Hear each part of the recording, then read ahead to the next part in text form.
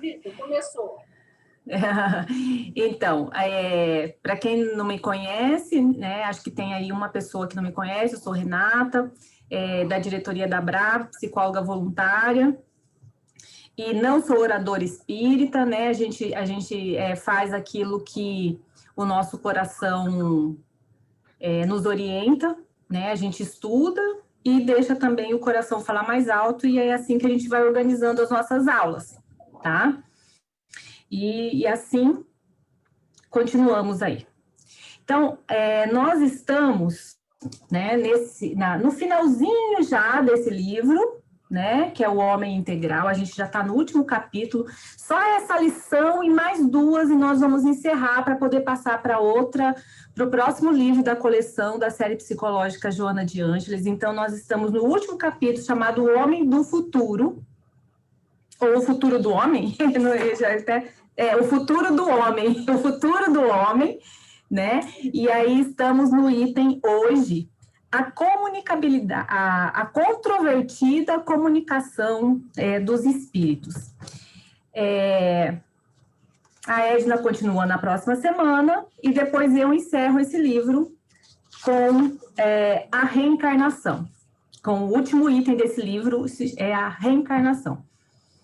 Então, todos esses temas, eles são previamente conhecidos da doutrina espírita, né? Para quem está aqui é espírita, eu falo assim porque tem algumas pessoas que frequentam os nossos estudos e não são espíritas, né?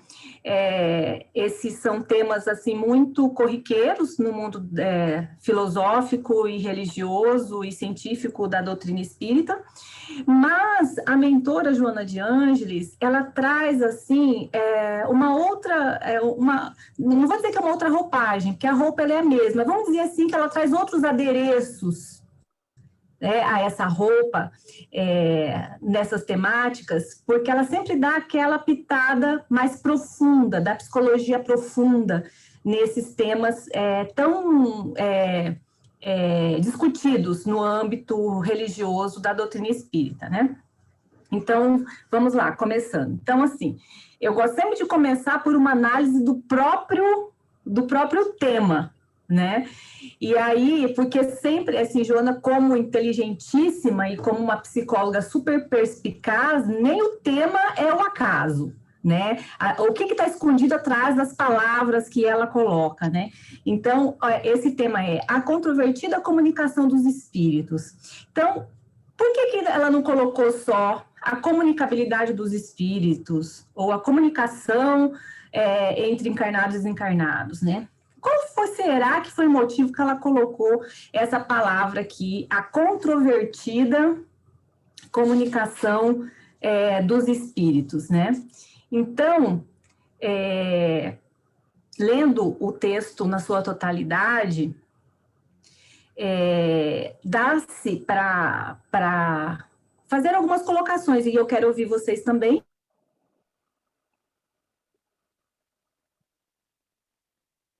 Oi, Renata. Oi, Renata. Travou. Daqui a pouco volta. Pois é. Ai, que pena. Então, enquanto ela não volta, não, mas vai voltar. Com a graça de Deus, vai voltar. Enquanto ela não volta, o livro é o segundo livro, né, da série psicológica, e a nossa pretensão nos estudos da ABRAP é fazer os 16 livros, né, da Joana de Ângeles, da série psicológica. Então, a gente está terminando, está no último capítulo do livro Homem Integral, que é o segundo livro, né, da série. O terceiro, você lembra aí, Adriana, como é que chama o terceiro livro? Plenitude. Plenitude, isso aí. Aí, em março, a gente começa, então. E aí, em março, nós vamos ter uma novidade, né? Ah, voltou. Gente, eu estava ouvindo inteiramente vocês. É que o problema é da minha internet mesmo. Tá, então tá. Então pode continuar. Vamos aproveitar a sua internet enquanto você aparece. Isso, tá bom. Então, assim, a controvertida comunicação dos espíritos Joana, ela começa a discutir a questão do porquê que é tão difícil para o homem terráqueo entender essa comunicação entre os espíritos, né? E aí ela faz uma análise, né, da reflexão sobre o que inconscientemente o homem da Terra ele quer crer nessa comunicação dos espíritos, porque ele traz na sua essência enquanto ser, enquanto espírito imortal, que essa vida após a morte, ela realmente existe. Só que no momento da encarnação, vestido do manto corpóreo, ele briga consigo mesmo. Ele briga consigo mesmo para aceitar, para se entregar a essa realidade do espírito, né? Então, Joana, ela diz que o egocentrismo, ele é o grande mal da humanidade, porque o homem centrado nas suas próprias crenças, ele acaba se fechando para esse mundo da comunicabilidade entre os espíritos, né, que segundo ela, né, segundo a própria doutrina espírita, é a grande prova do espírito imortal, né, e de que tem duas pessoas aqui, acho que querendo entrar, é isso? Não. É o Júlio que entrou agora e deu boa noite. Ah, tá. Então, ela coloca como, né, a controvertida comunicação dos espíritos nessa situação. Controvertido por quê? Porque inconscientemente o espírito é levado a crer, mas conscientemente ele nega. Né? Então, é por isso que ela se utiliza desse tema, né, de controvertido. Então, vamos lá, vou passar para o próximo. Passou aí para vocês também? Passou. Próximo slide? Sim, Tá. sim. Tá. Então, vamos lá, começando.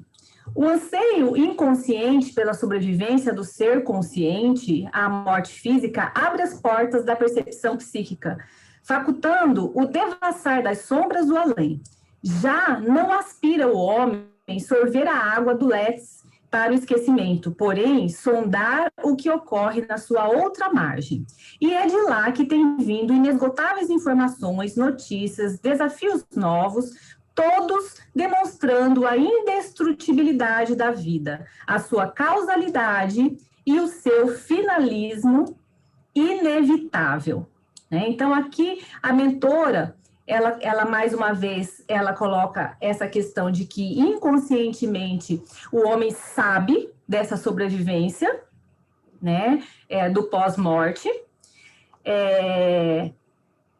Ele vem de um histórico das suas experiências espirituais, de se envolver nesse rio do inconsciente, nesse rio do esquecimento.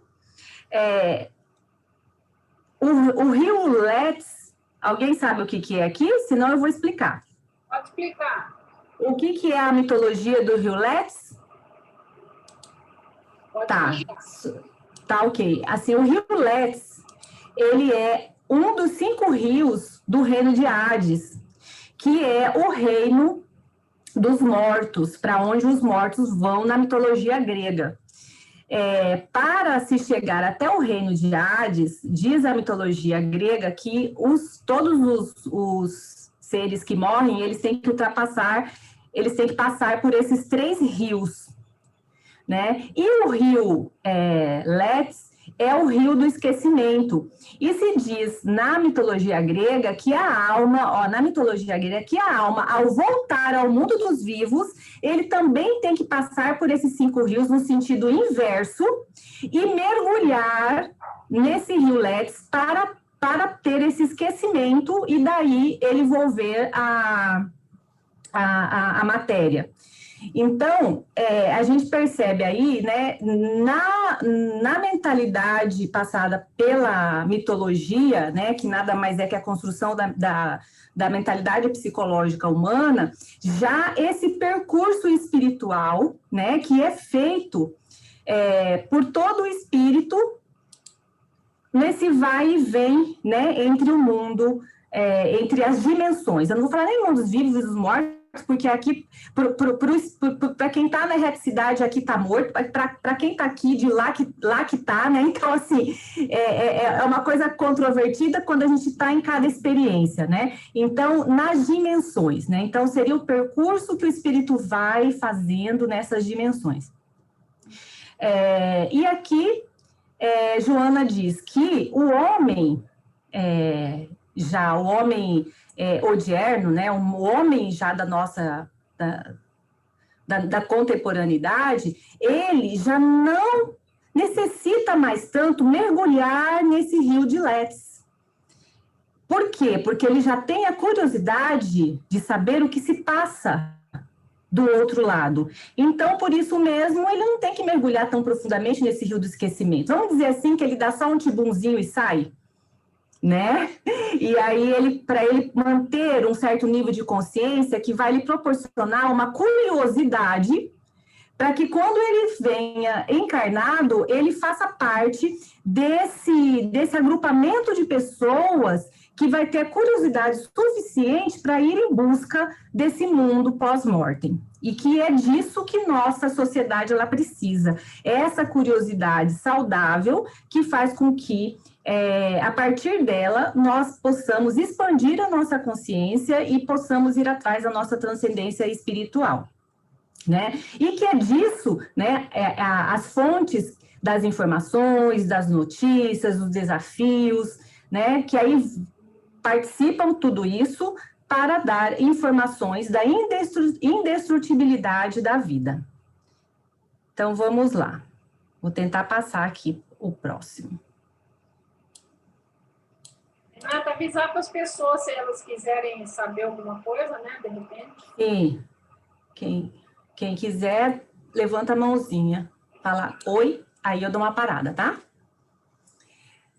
Então, aqui, continuando, as suas lições... O Júlio pôs a mão assim, ó. Oi.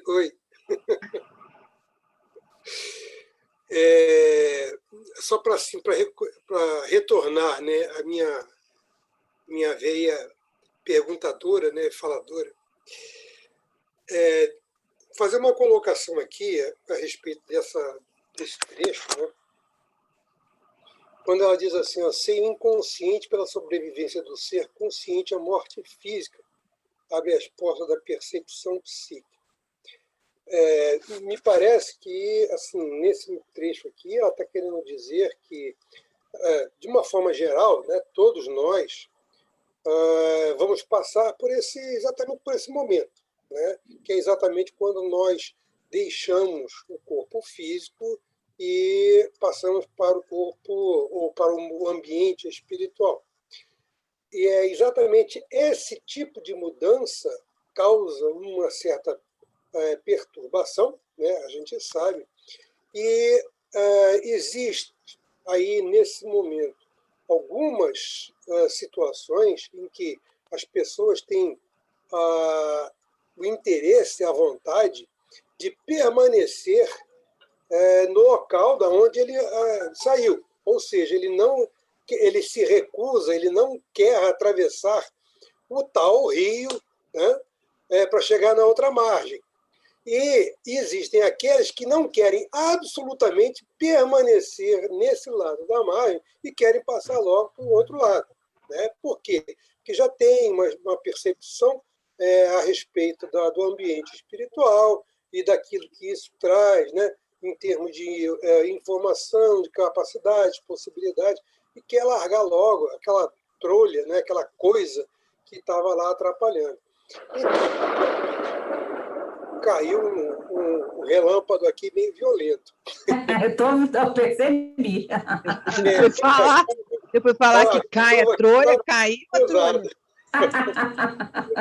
Então, essa questão, né, de passar ou atravessar ou permanecer no rio de esquecimento, e isso é uma via de mão dupla, né? Tanto quanto você no processo de desencarne, quanto no reencarne. O O processo de reencarne, a gente sabe que é mais difícil, é mais complicado, é mais demorado, e o espírito tem que se sujeitar a uma série de coisas, né, de situações de esquecimento. Ele precisa esquecer, né, de onde ele está vindo. Então, são duas coisas assim distintas, né, e que levam assim, a uma condição de o espírito ter consciência exatamente de onde ele está e para onde ele vai, e o que é necessário fazer para que ocorra essa transposição, né? Isso, às vezes, causa trauma no próprio espírito por conta de situações que ele vai ter que enfrentar, e aí até mesmo rejeição com relação a essas idas e vindas, né? Só um parênteses meio longo, mas... Ok. Né? Tá bom, obrigada, Júlio. Vamos continuar aqui, então, gente. Aí, a mentora, ela fala o seguinte, o anseio inconsciente... Ah, não, isso aqui já foi. Deixa eu passar aqui. As suas lições ensejaram o surgimento da fé religiosa, dos cultos, mesmo os mais extravagantes, de algumas filosofias, e se consubstanciaram nos desafios às modernas ciências parapsicológicas, psicobiofísicas, psicotrônicas, ainda não superando a doutrina espírita apresentada por Allan Kardec. Resultado de acuradas observações e experimentos de laboratório, provando a sobrevivência do ser à sua disjunção cadavérica. Então, essa temática da sobrevivência do espírito, da comunicabilidade dos espíritos, ela faz parte de várias ciências, né? Não só das doutrinas religiosas, também das espiritualistas, né? Também das ciências místicas.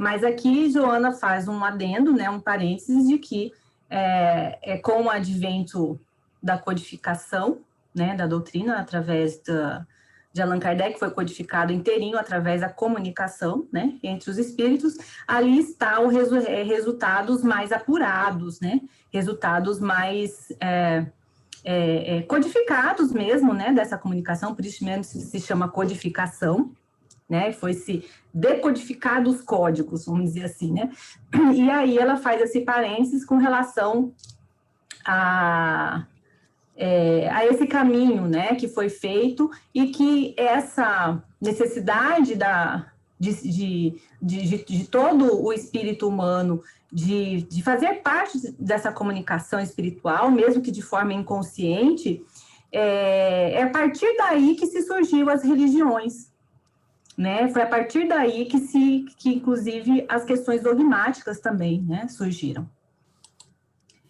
É inerente à estrutura da vida a sua indestrutibilidade, graças à qual somente há transformações e nunca aniquilamento. Partindo deste princípio de imanência, a consciência não se extingue por ocasião da desorganização cerebral. Independente dela, torna instrumento pelo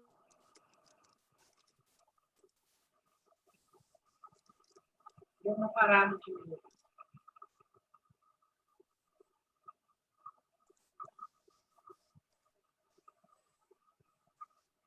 Deu uma parada. Vamos ver aqui, vamos ver se a gente lê aqui. Na hora que a Renata voltar, ela comenta. É inerente à estrutura da vida, sua indestrutibilidade, graças à qual somente há transformações e nunca aniquilamento. Partindo-se deste princípio de imanência, a consciência não se extingue por ocasião da desorganização cerebral, né? Então, ela está considerando aqui a consciência como o próprio espírito, né? Independente dela, torna instrumento pelo qual se expressa, mas não indispensável à sua existência. Os fenômenos de ectoplasmia, vidência, psicofonia, psicografia e os mais odiernamente estudados pela metaciência. Oi, Renata.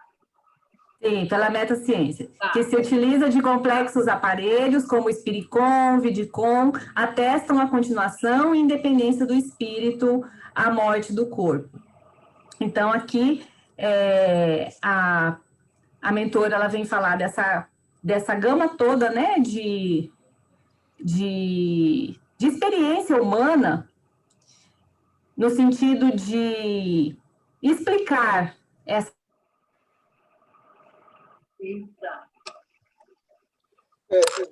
Só fazendo assim um comentário, né, a respeito dessa situação, a gente sabe, né, assim, aquilo que a gente consegue adquirir em termos de consciência sobre, né, as nossas experiências, ou decorrente dessas nossas experiências, em cada uma das etapas reencarnatórias, essas experiências elas são cumulativas, então ela não se extingue, ela não acaba, ela é, como diz aqui, imanente à própria condição espiritual de cada um.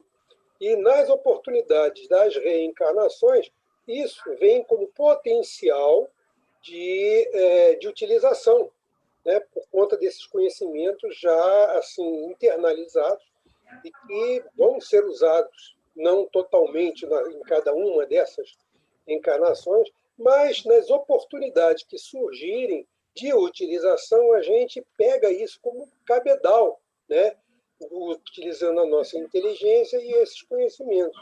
Então, hoje nós somos pintores, amanhã seremos escultores, escritores, cientistas, ou lá o que seja, né?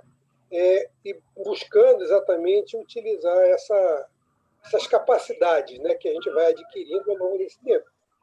Aí, Renata. Continua, Júlio, pode terminar seu parecer aí. Eu já terminei. Era só enquanto você estava congelada aí, eu aproveitei.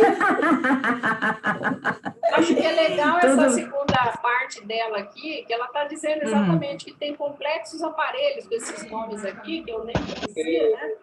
Que atestam, né, essa continuação e essa independência do espírito, e essa consciência que ela coloca lá em cima, né? A morte, né? Independência do espírito, a morte do corpo, né? Ela está só... Para nós, da doutrina, isso aqui como se diz, não tem muita novidade, né? A não ser esses aparelhos que eu não sabia o nome.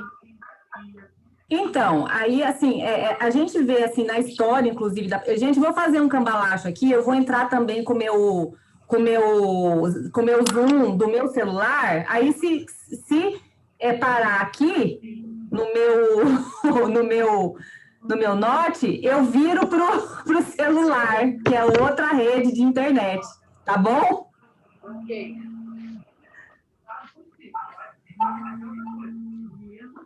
Tá? O problema aí é vai dar microfonia. Vai dar microfonia. Faz assim, a hora que cair, você entra nele, tá? Tá bom, tá, vou sair, já saí. Pronto, tá bom. É que é outra rede, né? Eu tô numa outra rede no celular, aí eu pensei que dava para fazer assim, mas realmente ficou estranho. Então, a gente vê aqui nessa questão do homem, né, que ele inconscientemente ele traz tão forte dentro da sua essência espiritual essa necessidade de entrar em comunicação com o mundo espiritual, que psicologicamente a gente pode analisar até como uma questão dele, de naturalmente ele viver a sua própria condição espiritual quando ele entra em contato com o mundo dos espíritos.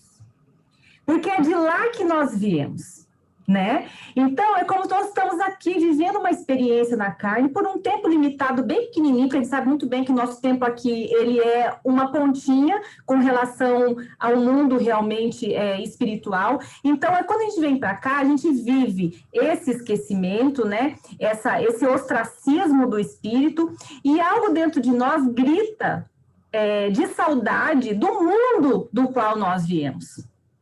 E aí, mesmo que neguemos isso em consciência aqui na Terra, há algo lá dentro que é muito mais forte, porque é a nossa essência, né? O que Jung chama de self.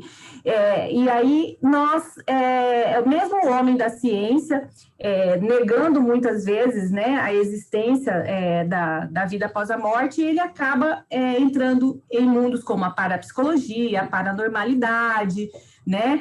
porque muitas vezes não quer se embrenhar nesse ramo da questão da espiritualidade, né, e até mesmo da religiosidade. Quando eu entrei no espiritismo, eu tinha 14 anos de idade, eu lembro que eu participei, vendo, né, pela TV, o primeiro congresso mundial do espiritismo, que foi em Brasília, em 1989, se não me engano. 1989. E eu me lembro que naquela época, nesse congresso, foi num estádio chamado Nilson Nelson, em Brasília, né? O primeiro congresso mundial do espiritismo, e eu me lembro que foi apresentado nesse congresso esses aparelhos aqui, o Spiricom, o Vidicom, né? E aí eu lembro que teve, no final do congresso, estavam filmando um espírito que ele se voltou para o público, né? Numa imagem de uma praia, de um mar, né? E aí ele veio e fez assim.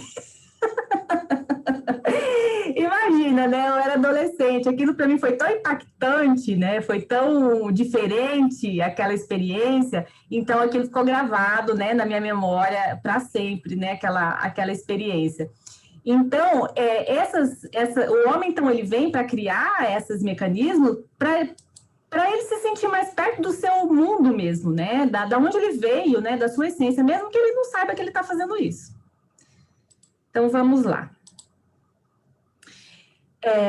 Então, só fazer uma partezinha pequenininha. Só se for pequeno. Existe um software que a gente instala aqui no computador, né? E esse software ele é de captação de áudio. E é possível, através desse software, você captar voz e gravar a voz de espíritos. Tá? Sim. E assim, lembrando também, aproveitando o gancho que você deu, a gente tem que lembrar de William Crookes, né? Que o William Crookes, ele foi um cientista que ele foi mandado para estudar as reuniões de comunicações dos espíritos para ele provar que aquilo era místico. Parou de novo. Eita. Ela deve estar tentando agora no celular. A mediunidade através dos tempos. Grécia, Egito, Israel, China, Índia. Agora eu vou aproveitar aqui que o Arabutã está aqui. Eu tô lendo, estou no meio do seu livro, do seu caderno, tá, Arabutã? O Arabutã vai falar da mediunidade no livro dele. Interessante. Na Netflix, tem um filme agora que passa vários casos de EQM. Eu me fugiu o nome. É aquele que lá nos Estados Unidos eu assisti, como que chama? Eu assisti. Ele não vai falar do Kardec, mas vai ter... Não, mas é interessante por causa disso, porque, né, essa questão da consciência funcionar sem o cérebro é muito bacana. Voltou. Voltou. Então, eu estou aqui no meu celular. Eu acho que eu vou ficar aqui, tá?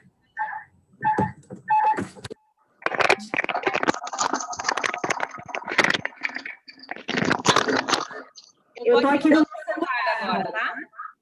Tá. Desliga o microfone do Note. De repente você deixa no mudo. Desliguei. Isso. Tá? Eu vou falar por aqui para evitar que fica saindo. Tá ok para vocês? Vamos ver, dá encaminhamento aí na sua fala. Vamos ver como que fica. Tá, então vamos entrar nessa parte agora, tá? Você está falando duas vezes. Duas. Senhor! Ai. Eu desliguei o microfone do computador. Então vamos lá, vamos assim mesmo. Melhor do que não ficar parado, né? Bom, gente, vamos lá.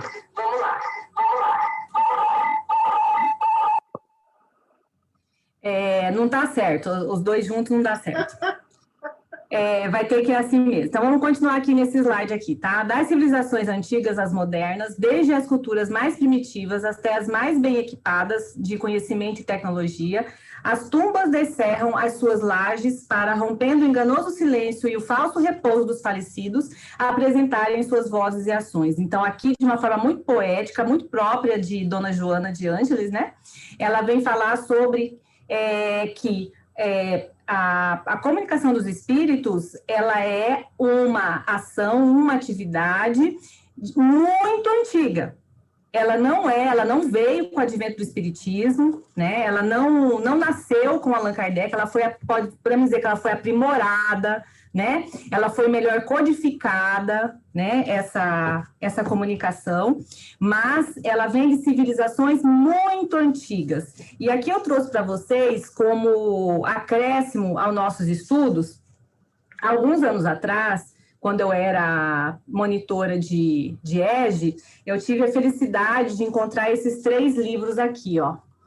É o livro tibetano dos mortos, o livro egípcio dos mortos e o livro celta dos mortos. E eu li esses 3 livros aqui para entender como essas 3 civilizações mais antigas, elas conduziam essa comunicabilidade dos espíritos. Isso eu fiz há anos atrás, eu não fiz para essa aula, não. Isso eu fiz há muito tempo atrás. E aí, quando eu dava esse estudo, né, sobre a comunicabilidade dos espíritos no EJE. Então, aí eu percebi como que a cada civilização isso foi sendo aprimorado a cada civilização foi dando o seu toque, foi dando assim a sua contribuição para o melhoramento dessa comunicação entre os espíritos, né? Por exemplo, no livro Egípcio dos Mortos, que particularmente foi o que eu mais gostei de ler, e eu achei muito Joana, esse livro, o livro Egípcio dos Mortos, que ele é muito lindo, inclusive. É o livro dos mortos do Antigo Egito. Para vocês terem uma ideia, porque assim, é uma codificação do papiro que ele aí foi encontrado nas tumbas, né? Então, era como assim, era o caminho que os mortos tinham que fazer para poder fazer a travessia do rio. Olha só, né? Que interessante, né? Na mitologia grega a gente vai achar lá os 5 rios de Hades, né?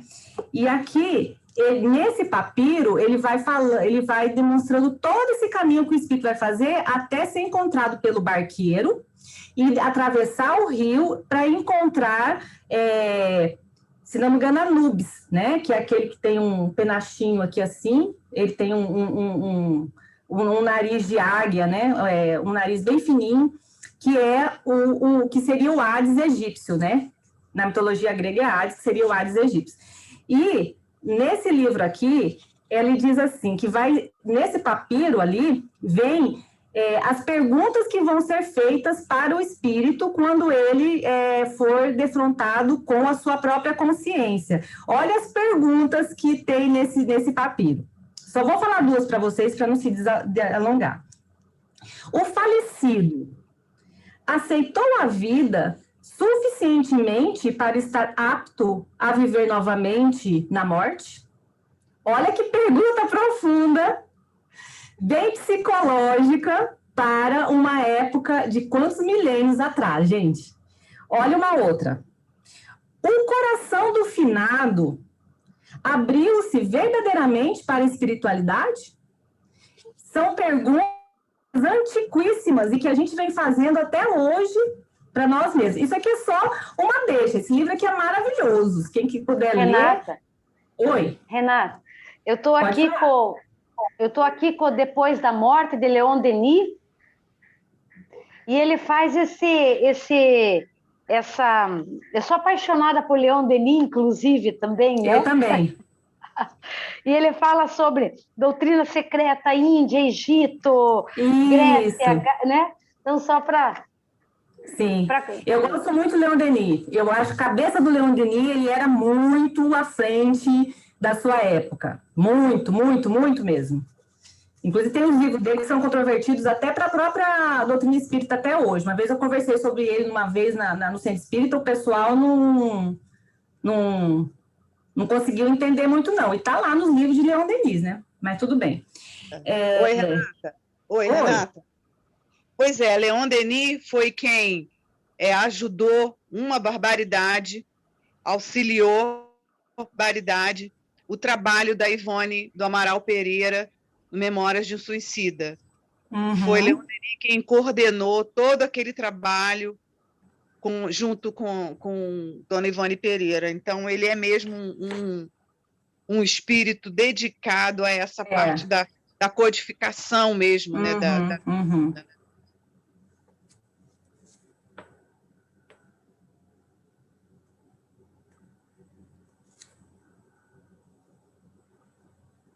Gente, eu vou sair que vai cair o meu celular, sem bateria. Bom,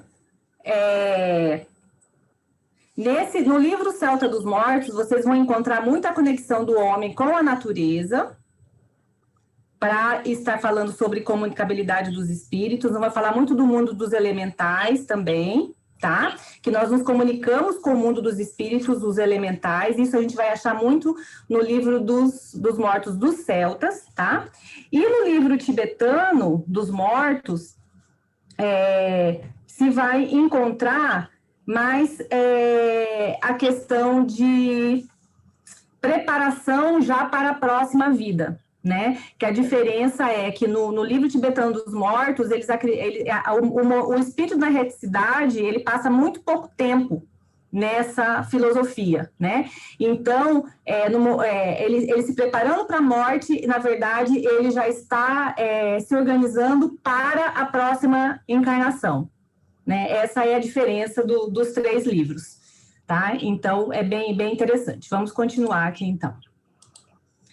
E aqui, nessa lâmina, a mentora fala o seguinte: por mais que se dilatem os arquétipos junguianos até as suas nascentes estratificadoras, a sobrevivência os precede. Porque foram aqueles que atravessaram a fronteira, que vieram para elucidar a ocorrência mortuária, falando sobre a imortalidade que retornaram. Então, aqui, pelo que eu entendi, tá? Agora, se alguém teve um entendimento, eu gostaria até de ouvir, eu entendi assim, que os arquétipos que se fala Jung, que é a história da mentalidade psicológica humana, do comportamento humano, ele ainda ele é menos recente, né? A comunicação dos espíritos, ela vai muito ainda para trás do que essa organização arquetípica que se falou em Jung. Foi isso que eu consegui entender, né, aqui nessa parte, que a sobrevivência, né, do espírito, ele é muito mais antigo do que a própria concepção de inconsciente coletivo, que é um arquétipo, né, junguiano. Foi isso que eu entendi aqui. Se alguma das meninas aí que entende de Jung quiser dar sua contribuição. É isso mesmo, Renata. Ele fala que foram aqueles que atravessaram a fronteira, né? Fronteira espiritual com a carnal, que vieram a elucidar a ocorrência mortuária.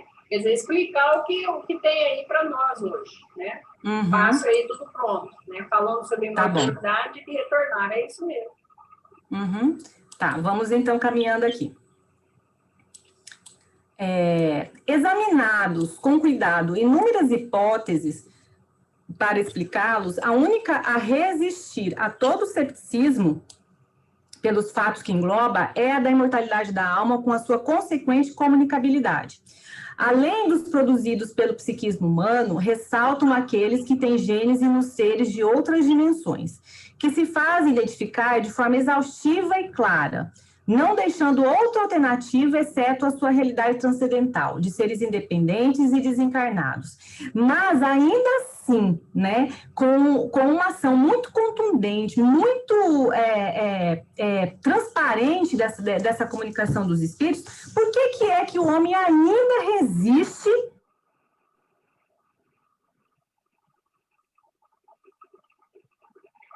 Deu uma parada de novo. Parece que o raciocínio dela é por que o homem ainda resiste a esse fato, né? Ainda temos assim muito que sofrer as dores da carne para a gente acreditar que isso é depuração, né?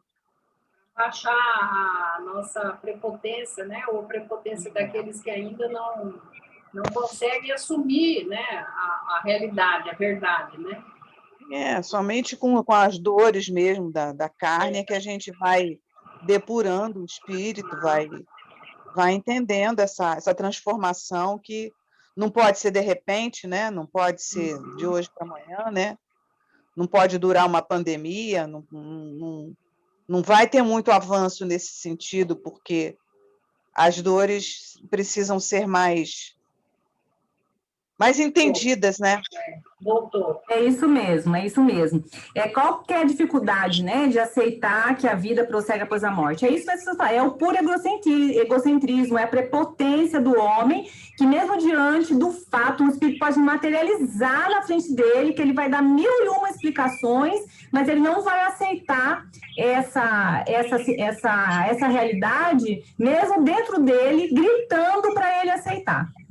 Né? Então, por isso que Joana fala que o egocentrismo ainda é a grande chaga da humanidade. E aí eu percebo por que veio essa pandemia. Essa pandemia, ela nos obriga a olhar para o coletivo e sair das nossas necessidades pessoais. Para eu estar bem, eu preciso que o outro também esteja bem, eu preciso cuidar do outro, eu uso uma máscara para eu me proteger, para eu proteger o outro. Então, eu fico pensando essas pessoas que negam isso, né, e que se relutam em não colaborar com o momento que nós estamos vivendo. Então, aí, nessa pandemia, eu vejo a grande amorosidade e o grande poder disciplinador do nosso grande mestre, que nos ensina a sermos menos egocentrados.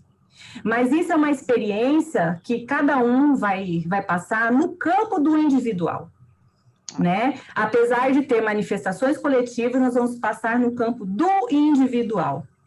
Isso aí, então, Renata, é bem a experiência, ela precisa ser individual, né? Não adianta você viver a minha experiência, por isso que eu estou acreditando mesmo e entendendo que uma terapia, seja ela psicanalítica ou psicológica, ou um terapeuta que as terapias vêm se abrindo de forma muito diversificada, né?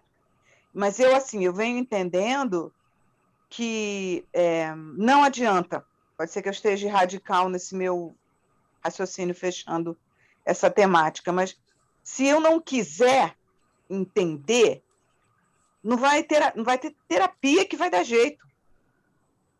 Não vai adiantar, né? Porque é uma reforma íntima e individual. Então, quando você não tiver desenvolvido a empatia, o altruísmo, né, sentir a dor do outro, é impossível você sentir. Até uma mãe, a gente sente muito, né, essas perdas todas que a gente está vendo aí.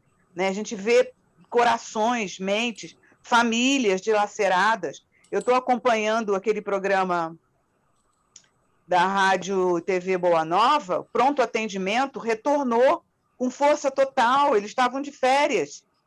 E hoje eu ouvi um depoimento, nossa, é uma coisa assim dilaceradora, as pessoas estão perdidas, né? Então, e dizendo assim, buscando socorro via internet, através de uma rádio, né? E dizendo, olha, hoje eu estava pensando muito em suicídio, mas aí vocês me desculpem, mas eu vou tomar aqui o meu remédio e eu vou descansar.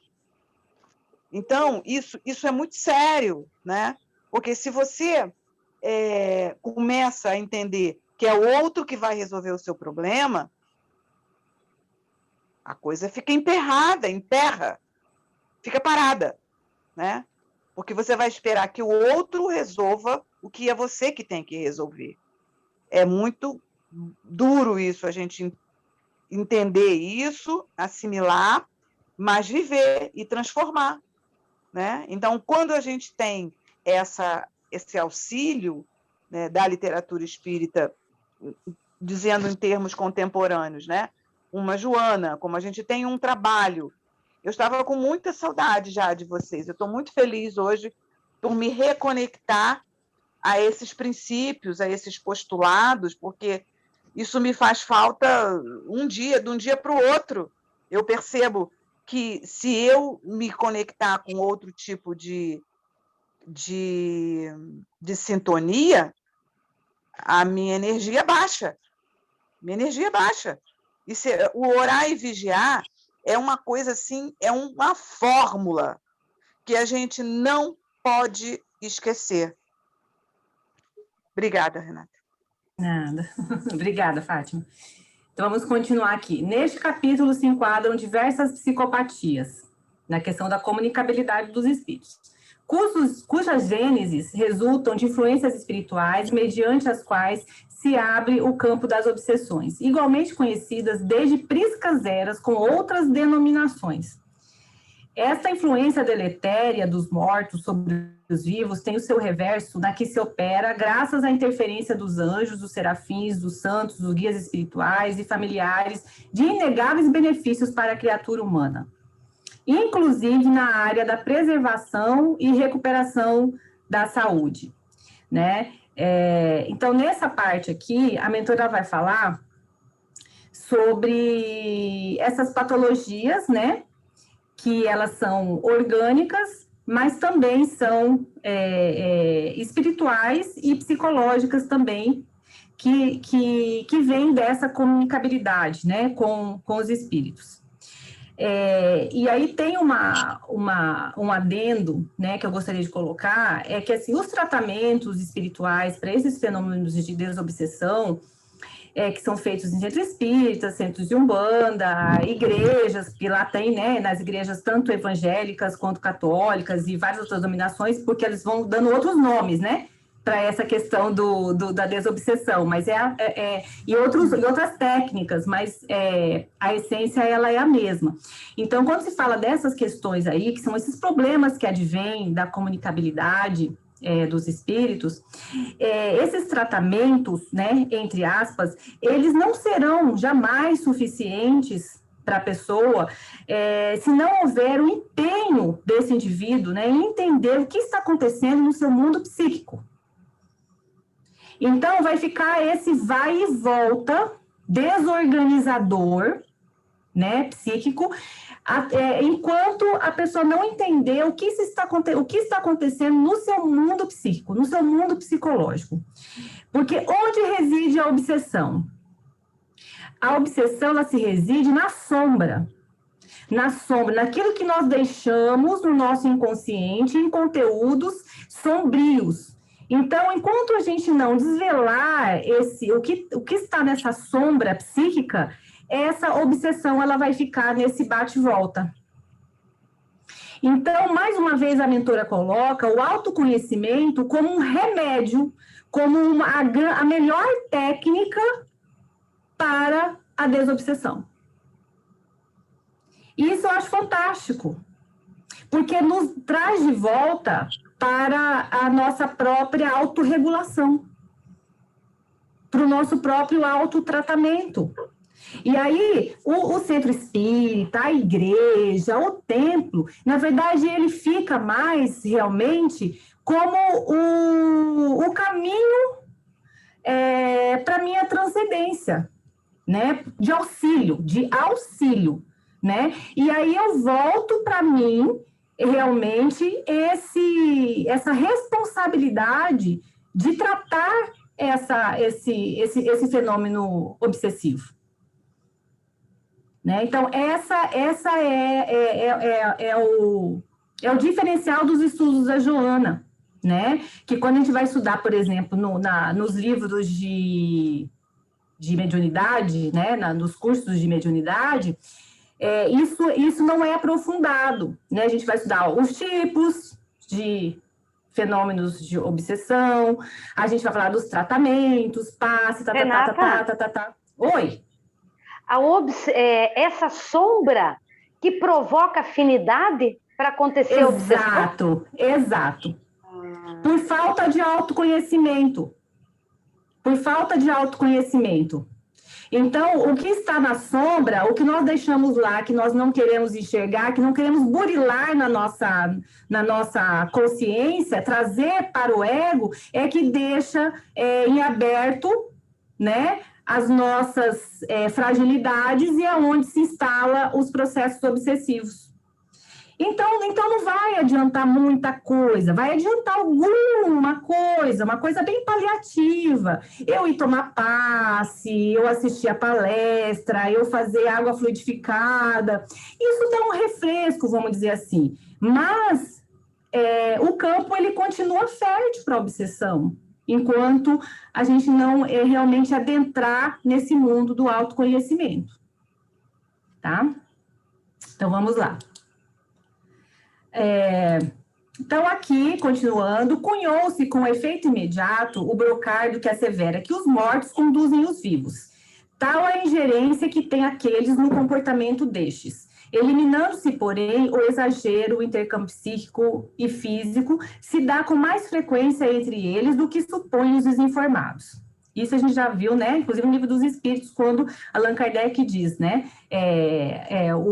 Os espíritos influenciam os vivos muito mais do que imaginam, né? Existe essa pergunta no Livro dos Espíritos. E isso constitui bela página do Livro da Vida, facultando ao ser pensante a compreensão e certeza da sua eternidade, bem como ensejando atender às excelentes possibilidades de crescimento desalienante e a perspectiva de plenitude, fora das conturbações e dos desajustes que ocorrem no processo de seu amadurecimento psicológico e de seu autodescobrimento. Então, aqui vem confirmar, né, aquilo que a gente estava comentando na lâmina anterior, né? Que tudo sempre desemboca, né? Os desajustes, né?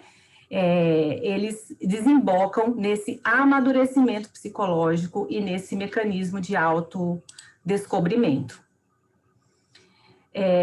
O Chico, né, como médium, como a maior referência de mediunidade que a gente tem até hoje, né, na doutrina espírita, ele, nos livros biográficos dele, que são vários, a gente fácil encontra relatos dele dizendo o quanto que ele lutou com ele mesmo.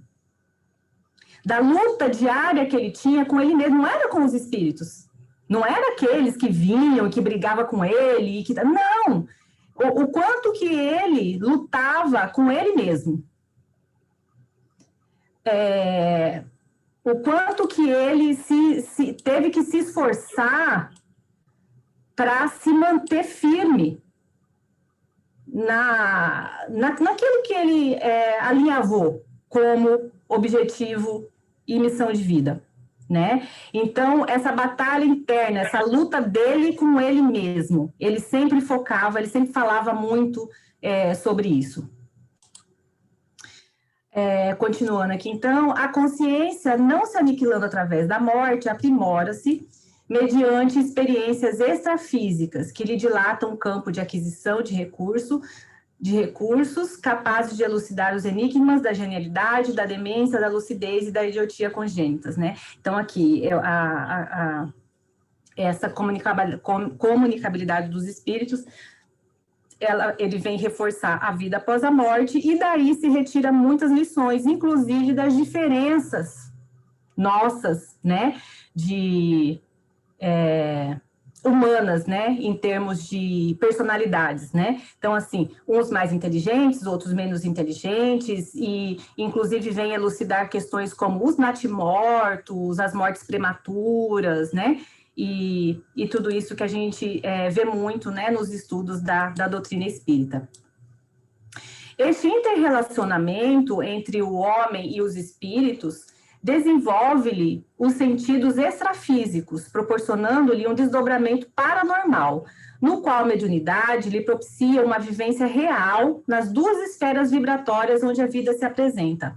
Portador dessa percepção, embora habitualmente embotada, agiganta-se-lhe a área de sensibilidade psíquica ao educá-la, como se lhe entorpece e turbam outros campos mentais, se a desconsidera ou se não dá conta da sua existência. Né? Então, aqui a mentora veio falar, né, que esse interrelacionamento, né, entre o homem e o espírito, ele acaba na sua atividade, né, desenvolvendo esses poderes paranormais, em que no exercício do livre-arbítrio, né, o indivíduo, ele opta, né, por continuar negando isso, ele também traz consequências para, né, para a sua vida. Então, a mentora, ela chama atenção aqui nesse momento para esse aspecto.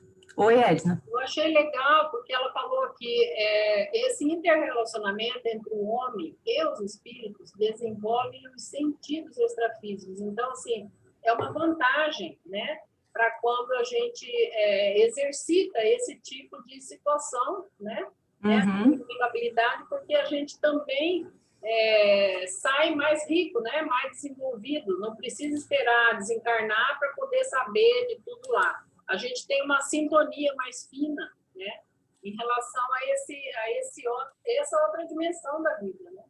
Achei legal isso tudo. Sim. Tudo que a gente exercita, a gente acaba, tudo aquilo que a gente presta atenção, a gente acaba se exercitando, né? Então, se a gente se exercita na experiência de olhar para outra dimensão, a gente acaba se conectando muito mais frequentemente com essa dimensão e, consequentemente, nós trabalhamos melhor a nossa intuição, né? A nossa vidência, a nossa acuidade auditiva, né? Então, é uma questão bem natural essa, né? Aquilo que a gente exercita, a gente acaba ficando bom nisso, né? Essa é bem da verdade. Oi, Vitor. Não, aquela frase final, que se não exercitar, entorpece, né? Não educá-la, né? Isso aí leva a muitos distúrbios mentais não, psicológicos, né? E até físicos. Exatamente. Dependendo do grau de gravidade, ele lesiona o aparelho neurológico, a gente sabe disso, né? Porque ele vai dar uma intercorrência nessa região aqui, né? Porque é nessa região que a gente se conecta com a outra dimensão. Então, se a gente bloqueia, né, essa comunicação que veio de uma forma natural, isso aqui vai ficar inflamado. E vai dar em alguma coisa. Olha só, gente, nas primeiras 100 páginas do livro da Ivone, Memória de Suicida, o Camilo, ele relata isso com muito detalhe, lesiona isso que você acabou de descrever na forma prática no mundo espiritual, ele lesiona o perispírito fica lesionado, né?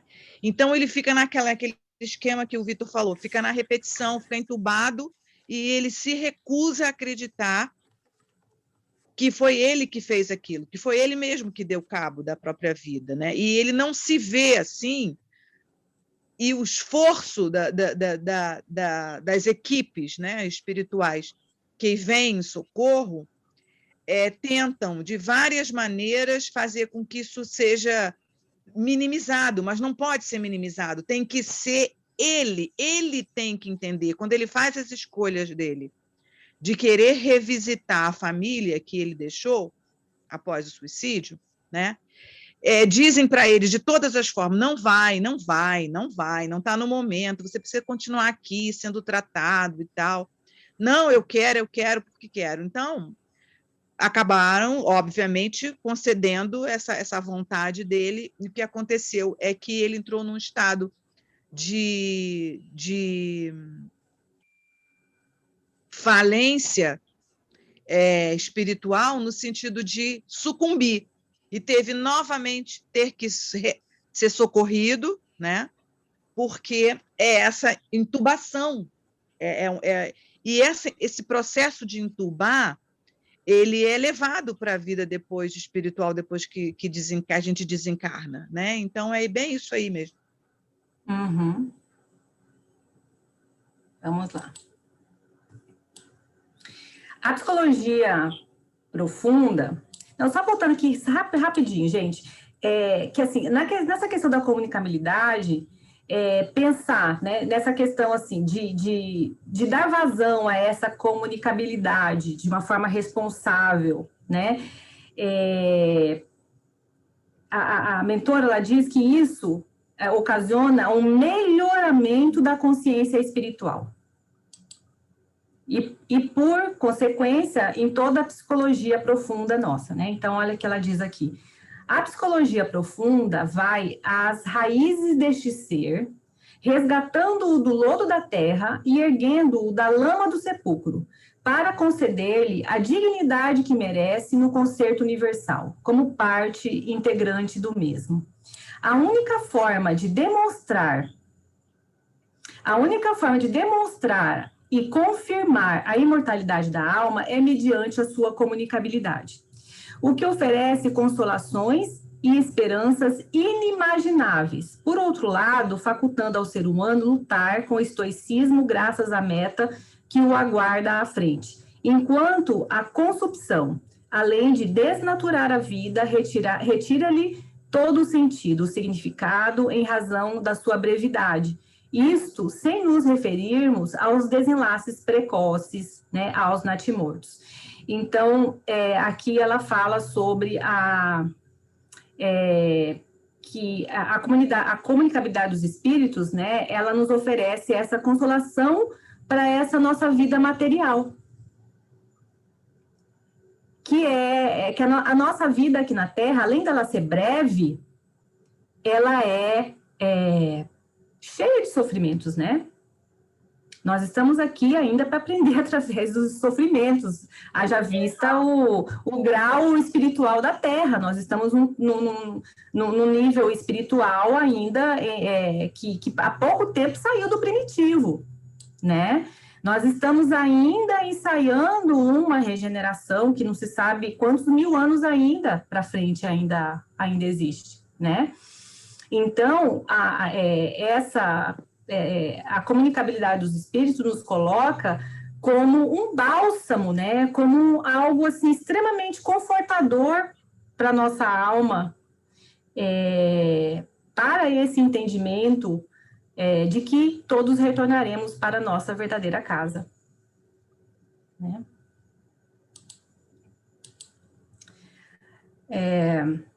Aqui, a mentora fala o seguinte: a vida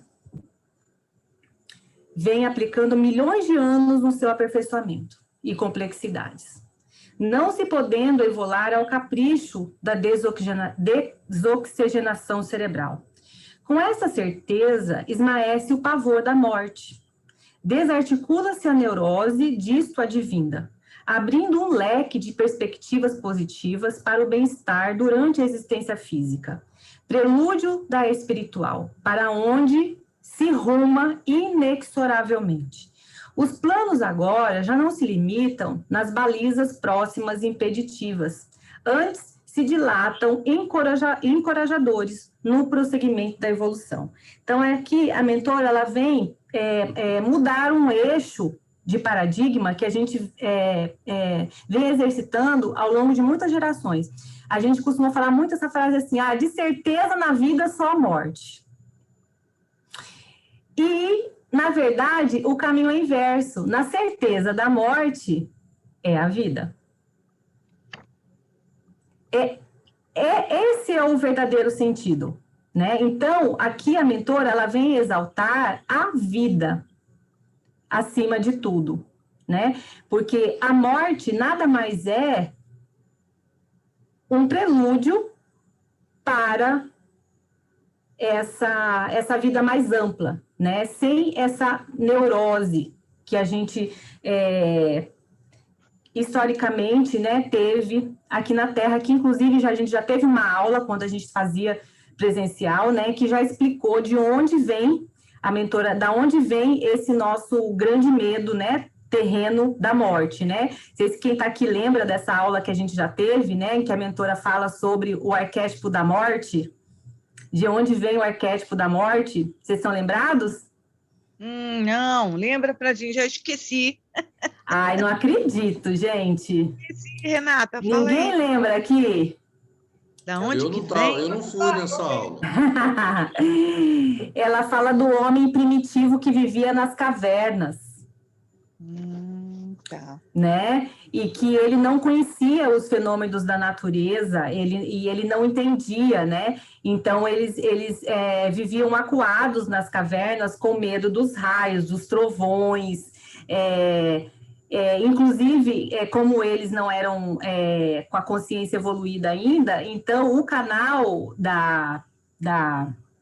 o canal visual, o canal visual espiritual, que seria da vidência, não tinha bloqueio. Então, assim, eles viam os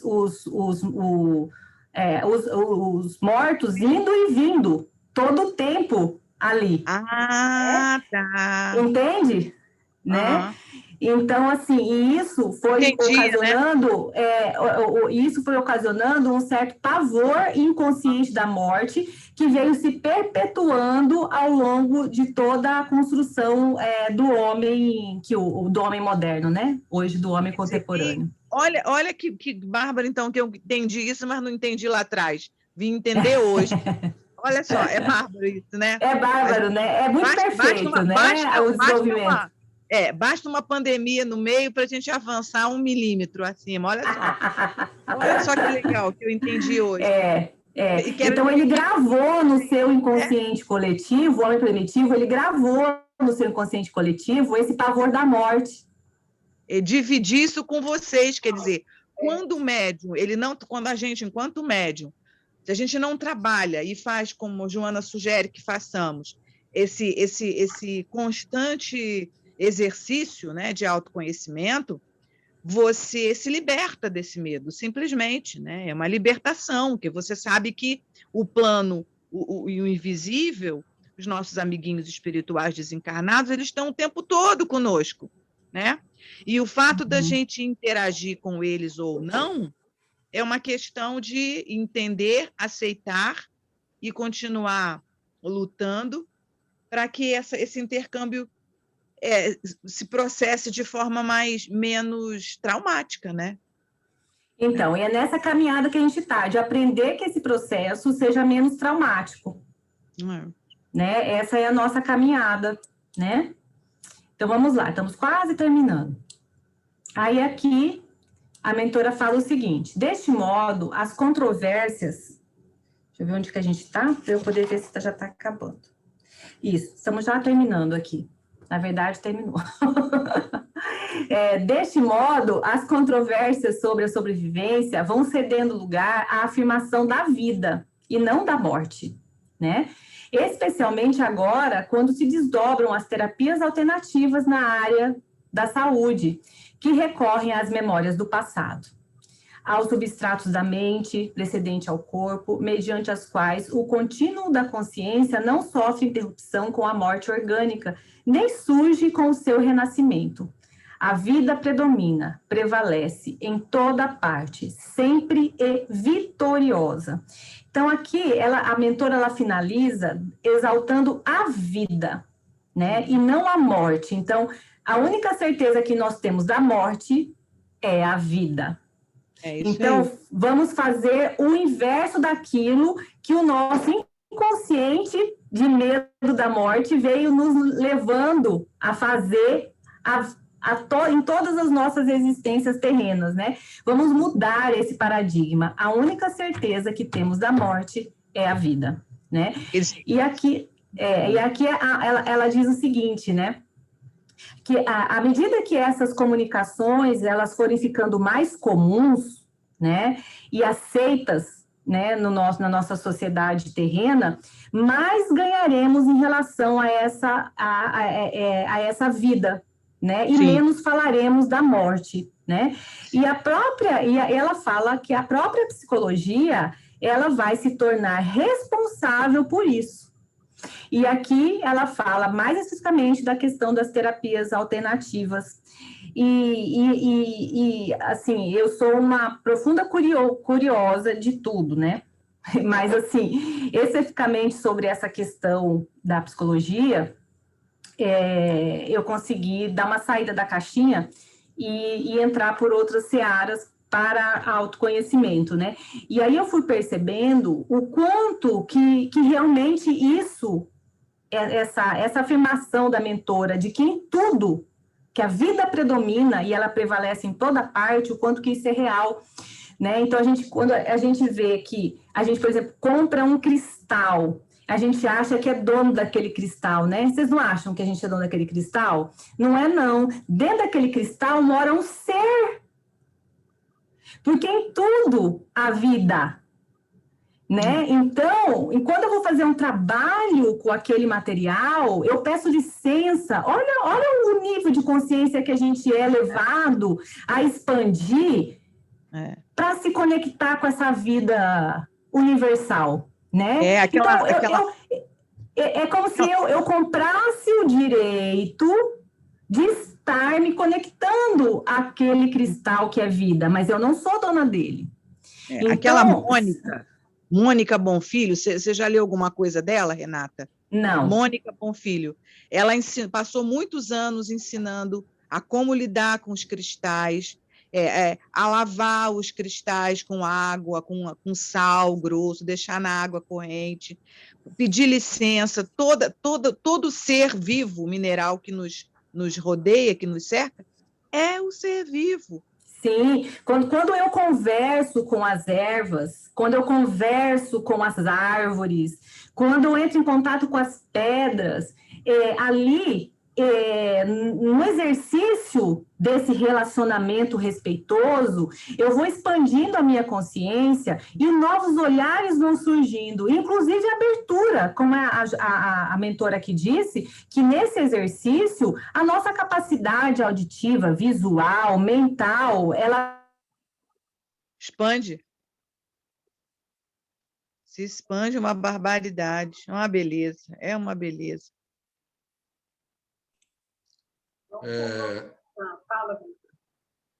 Tem uma frase de um poeta chamado Lucano, ele fala: a morte é o caminho para uma longa vida. Cheio de significado, sobretudo hoje, isso daí. Eu lembrei do Richard Simonetti. Alguém conhece o Richard Simonetti, né? Do meio espírita.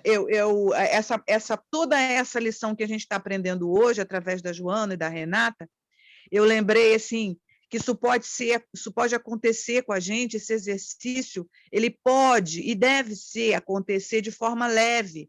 E o Simonetti, uma vez, dizia assim para a gente, uma palestra, né? Ele falou assim, olha, eu me acho assim, tão espírita, eu tenho certeza que eu sou um espírito, que às vezes ele, de uma forma muito bem-humorada, né? Que às vezes eu estou em casa e aí eu me olho no espelho e aí eu me pergunto para mim mesma, eu falo assim, meu Deus do céu, eu acho que eu já desencarnei. Aí, mas como? Porque não é possível nessa família, nem mulher, nem filho, nem ninguém me escuta, ninguém me ouve.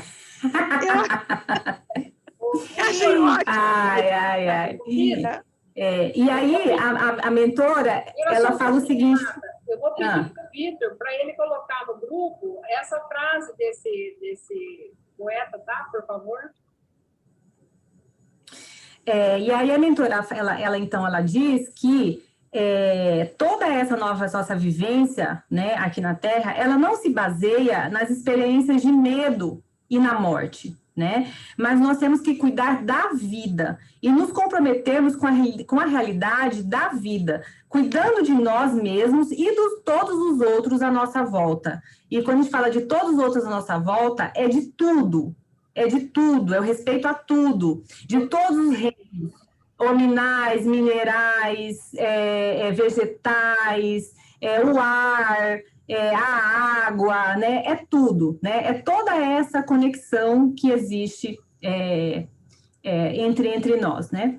Então, vamos finalizando, né? Aqui com a imagem do nosso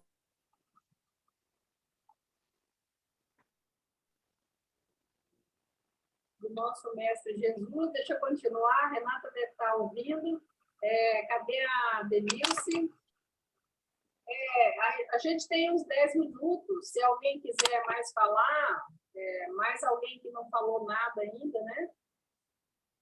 Se tiver alguma contribuição, estamos aqui aguardando. A gente ainda tem uns 10 minutinhos. Cadê a Denilce? Deixa eu ver se eu acho a Denilce, porque a internet dela também não estava legal. A Denilce se foi. Caiu também. Maria, você pode fazer um encerramento? Sim, posso. Tá. Será que ninguém mais tem nada mais para falar? Adriana, você tem alguma coisa? Você vai sair agora mesmo? Só agradecer. Ok. Eu vou fazer um comentário, assim. Eu assisti também esse documentário que fala das EQNs, né?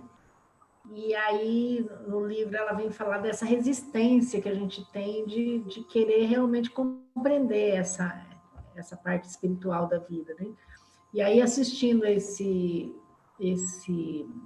documentário, eu me fiz essa pergunta. Eu falei assim, nossa, o pessoal dá uma volta tão grande e procura, e estuda, papá, e não vai na fonte, porque, assim, a gente tem uma filosofia que antes de ser religião é uma filosofia que vem lá do espiritualismo anterior a Kardec, antes de Kardec já existia essa filosofia espiritualista, que era uma realidade nas universidades da França, que falava sobre tudo isso, né? Aí vem o Kardec, faz todo um trabalho extremamente qualificado, falando sobre essa relação com o mundo espiritual, e aí eu me proponho a fazer um documentário sobre EQN e não vou estudar isso. Então, assim, eu me fiz essa pergunta, falei, o que essas pessoas querem mostrar para o mundo sobre esse assunto se não busca alguém que já falou sobre esse assunto com propriedade?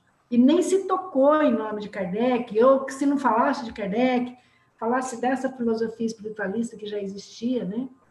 Então, assim, não vão buscar esses conhecimentos, mas aí a Jana vem falar sobre isso, né? É uma resistência, assim, que tem a ver com o ego, né? Eu não quero ir lá, eu quero criar uma coisa nova, então eu vou buscar uma pesquisa nova que eu fiz, que eu elaborei, então eu vou fazer um documentário que eu elaborei, né? Sobre EQN.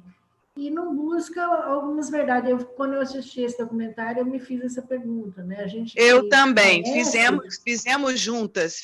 A gente que já conhece essa verdade, que veio através dos espíritos e tal, né? Tem muitas perguntas ali que são respondidas já, né? Já está muito claro para quem conhece o trabalho do Kardec. É um negacionismo, é o que você falou, que na época, esses pesquisadores, para fazerem esse documentário, esqueceram que foi lá na França, na Universidade de Sorbonne, que começaram a levantar, não foi Kardec, foi lá na Universidade de Sorbonne, nem lá não foram, né? Não se deram o trabalho de ir lá na França. Não se deram o trabalho de fazer essa pesquisa, né? Para fazer um documentário. Então, fazer faz uma coisa parcial, né? Que a gente Renata, se você fechar aqui, aumenta para nós aqui, né?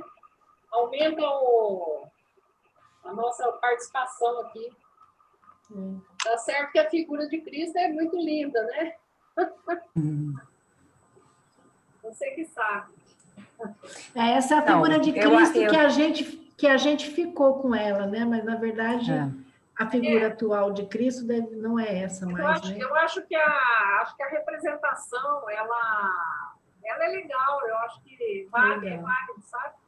Olha, sinceramente, para mim pouco importa qual é a imagem. Para mim importa o que ele trouxe. Se foi essa, se foi outra. Eu deixo essa discussão para aqueles que estão envolvidos aí com arqueologia, Não, para mim não importa, né? Essa é a que foi passada, né? Eu particularmente, eu fico com aquela que foi descrita na carta de Públio Lentulus ao imperador romano, né? Nós temos essa carta, que é uma carta real, que foi escrita a próprio punho, que se encontra lá no Museu do Vaticano, né? E aí, nessa carta, ele descreve Jesus como realmente um homem diferente fisicamente, a aparência, inclusive, diferente do que era o usual. E isso não é uma questão de preconceito nem nada, porque, na verdade, no espírito, para eles, vindo no mundo primitivo, como era da época, ele tinha que ter um diferencial, senão ele não ia ser visto. Eu vejo por esse lado, assim, né? Mas para mim, se eu chegar do outro lado e disser, não, mas não foi esse, para mim também tudo bem, porque não tem importância. O que eu estou querendo dizer é que nós ainda estamos presos a essa imagem humana de Cristo. Quem falou que Cristo tem essa imagem humana, né? Ele não tem essa imagem humana, mas nós ainda estamos presos a entender Jesus com essa imagem humana. Sim. Porque a gente precisa ainda, né, ter essa referência, né? Precisamos da forma. Ainda precisamos, mas com certeza a gente sabe que mas aí, não é assim, você né? concorda que quando a gente traz ele para esse humano, a gente diminui muito, né? Mas olha só, gente. Para essa forma humana. Concordo, mas assim, eu me reservo a minha pequenez, eu preciso ainda enxergar. Mas olha só, não sei se vocês vão lembrar, mas sobretudo no meio espírita e em outras religiões também. Algumas pessoas que não sei se de uma forma autossugestão, eu não sei como dizer, porque as profissionais da área são vocês. Me ajudem na hora que eu vou tentar desenvolver meu raciocínio. As pessoas que depõem, que são testemunhos de que, fato ou não, autossugestão ou não, que visualizam, como até Divaldo, nas suas propostas de terapias, né, de visualizações terapêuticas, o Divaldo induz, aspas, né, assim, uma luz. Jesus é uma luz. E algumas pessoas, como Paulo relatou lá atrás, não conseguiu ver Jesus. Paulo não conseguiu. Foi uma luz tão forte que ele ficou cego. Né? Então, essa coisa de eu estar no nosso arquétipo lá, de ter que visualizar Jesus, se funciona ou não, aí eu concordo com a Renata nesse sentido. Se funciona a partir do momento que a gente pensa, joga assim, né, para o universo, toda essa bondade, essa autoridade moral que o Espírito, denominado Jesus, suscita, não importa. Vamos pensar nele como uma luz mesmo, uma luz. Uma grande luz que a gente não consegue ver nada, só a luz. E a luz cega, que a gente não tem autoridade moral, não sei, aí eu posso até estar pecando assim, me antecipando, mas a gente não tem autoridade moral para visualizar. Aí eu vi Jesus, não sei, gente, não sei. Tá bom, gente. Vamos cada um vê do seu jeito, né? Ok, gente, uma boa noite, então, para vocês. Obrigada pela audiência. E vamos fazer a nossa prece final com Dona Denilce. Cadê Denilce? Ela está aí ou ela caiu? Maria, Denilce apareceu. Denilce, você quer fazer ou deixa com a Maria? A Denilce está parada. Vai, Maria. Vamos lá. Estamos em Mercúrio retrógrado, gente. Que acreditando ou não, toda vez que Mercúrio fica retrógrado, acontece essas coisas. Vamos lá, então. Primeiramente, agradecendo a Deus Todo-Poderoso, a Jesus, nosso mestre, a Joana, nossa mentora, por essa 1h30 de entendimento sobre as lições dessa vida, da vida atual, da vida espiritual. Agradecendo esse retorno, que nós todos estávamos com saudade desses momentos que a gente pode passar juntos, né? Todo mundo muito isolado, então esse encontro é um encontro muito maravilhoso que a gente tem. E que durante toda essa semana, toda essa bênção, todas as lições que nós aprendemos hoje, a gente consiga realmente aplicar no nosso dia a dia, nas mínimas coisas, né? A gente poder compreender que nós somos esse ser espiritual e a gente viver como um ser espiritual que está temporariamente aqui na Terra, vivendo uma vida tão importante também, né? Essa vida material, mas que, além disso, tem toda uma vida muito mais ampla, muito maior, e que vai nos destinar a sermos muito melhores do que nós somos hoje. Agradecemos a presença de todos que estão aqui, da Renata, que fez explanação, e que a gente tenha uma excelente semana para passar por todas as dificuldades que a gente possa encontrar no caminho. Graças a Deus. Pai nosso que estais nos céus, santificado seja o vosso nome, venha a nós o vosso reino, seja feita a vossa vontade, assim na terra como nos céus. O pão nosso de cada dia nos dai hoje, perdoai as nossas dívidas, assim como nós perdoamos os nossos devedores. Não nos deixeis cair em tentação, livra-nos, Senhor, de todos os males. Amém. Pessoal, muito obrigada. Gratidão. Pessoal, Obrigada, gente. Deixa eu contar uma historinha rápida para terminar com bom humor. Oba, adoro bom humor. Tinha um grupo de discípulos jovens e o mestre estava dando uma aula para eles, né? Aí chegou na parte da meditação, né? Aí todos começaram a meditar e um discípulo novo, né? Olhou assim para o mestre e falou, mestre, eu estou vendo Jesus. Aí o mestre olhou para ele e falou assim, tá bom, continua meditando que ele some. Continua meditando que ele some. Muito bom.